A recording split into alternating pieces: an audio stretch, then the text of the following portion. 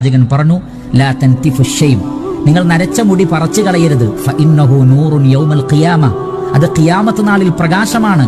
തീർന്നില്ല. പ്രവാചകൻ പറഞ്ഞു, മൻ ശാബ ശൈബതൻ ഫിൽ ഇസ്ലാം, മുസ്ലിമായിരിക്കെ ഒരാളുടെ മുടി നരച്ചാൽ കുതിബത് ലഹു ബിഹാ ഹസന, ഒരു നന്മ അത് കാരണത്താൽ രേഖപ്പെടുത്തപ്പെടും. വഹുത്ത അൻഹു ബിഹാ ഖതിഅ, ഒരു പാപം മായ്ക്കപ്പെടും. വറുഫിഅ ലഹു ബിഹാ ദറജ, സ്വർഗ്ഗത്തിൽ ഒരു ദറജ വർദ്ധിച്ചു കിട്ടുകയും ചെയ്യും. അപ്പോൾ നമ്മുടെ മുടി നരയ്ക്കുക എന്നുള്ളത് പരലോകത്ത് അതൊരു പ്രകാശമായി തീരും, നന്മ രേഖപ്പെടുത്തപ്പെടും, പാപങ്ങൾ മായ്ക്കപ്പെടും, സ്വർഗ്ഗത്തിൽ ഒരു ദറജയും വർദ്ധിച്ചു കിട്ടും. അതുകൊണ്ട് തന്നെ നരച്ച മുടി പറിച്ചു കളയാൻ ശ്രമിക്കാതിരിക്കുക.